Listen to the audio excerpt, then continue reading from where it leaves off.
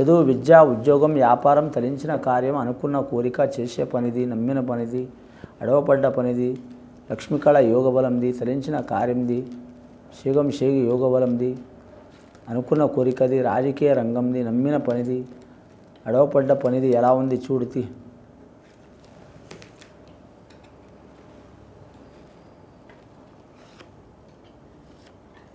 మరి జాతకంలో చెప్పాలంటే మిథున రాశి వారి జాతకానికి శివపార్వతులు వచ్చినండి, ఆది దంపతులు వచ్చిన వారి పేరు మీద. ఈ మిథున రాశి వారి జాతకంలో చెప్పాలంటే మాత్రం రాజయోగం ఉన్నదండి. కూర్చుంటే రాజు, లేస్తే మంత్రి, తిరిగితే సేనాధిపతి అన్నట్టు ఉన్నది వారి జాతక బలానికి. ఆరుద్ర నక్షత్రం, శివుడు పుట్టిన నక్షత్రం. ఆరుద్ర నక్షత్రం వారికి చాలా వరకు అనుకూలత ఉన్నదండి. వారు ఖచ్చితంగా మాత్రం మాస శివరాత్రి రోజు ఆ మహాశివుణ్ణి పూజ చేయటం చాలా వరకు శుభకరం ఉంటుంది. అలాగే వారి జాతక బలానికి చూడాలంటే మాత్రం ముఖ్యంగా శివకేశవులకు భేదం లేదండి. అది కార్తీక మాసం కావచ్చు, మార్గశీర మాసం కావచ్చు, ఖచ్చితంగా మాత్రం శివకేశవులకు పూజ చేస్తే చాలా వరకు మంచిది.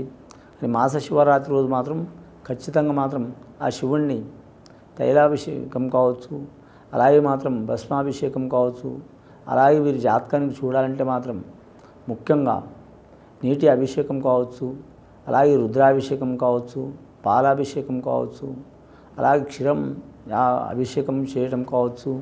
అభిషేకం చేయించడం చాలా వరకు గొప్ప యోగబలం ఉంటుందండి. ఇంకా వీరి జాతక బలానికి చూడాలంటే మాత్రం ఏకాదశి ఘడియలో కూడా పూజ చేయడం చాలా వరకు మంచిది.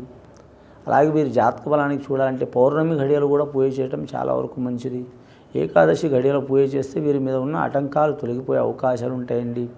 సోమవారం రోజు పూజ చేస్తే మాత్రం వీరి జాతక బలానికి మనసు అనేది కాన్సన్ట్రేషన్ పనిచేస్తుందండి. అలాగే పౌర్ణమి ఘడియలో పూజ చేస్తే మాత్రం మానసిక వ్యాధులు తొలగిపోతాయి. అలాగే వీరు చేసే వృత్తి, వ్యాపారం, విద్య కావచ్చు, ఉద్యోగం కావచ్చు, పర్సనల్ లైఫ్లో ఎన్ని బాధలు ఉన్నా కూడా తొలగిపోయే అవకాశం ఉంటుందండి.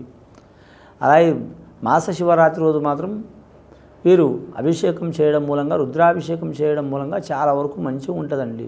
రుద్రుడు ఆజ్ఞ లేనిదే ఏది జరగదండి.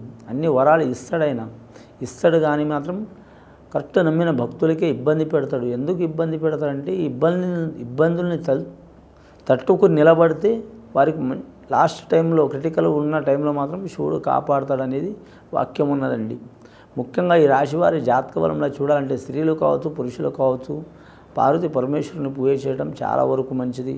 మిథున రాశి వారు అలాగే మాత్రం ఈ సుబ్రహ్మణ్య షష్ఠి రోజు మాత్రం వివాహమైన వారు భార్యాభర్తలతో కలిసి మాత్రం సుబ్రహ్మణ్యేశ్వర స్వామిని సందర్శించి పూజ చేయడం చాలా వరకు మంచిది. సద్బ్రాహ్మణులతో చేయించడం ఇంకా మంచిదండి. అలాగే వివాహం కాని వారు కూడా పూజ చేయించడం చాలా మంచిది.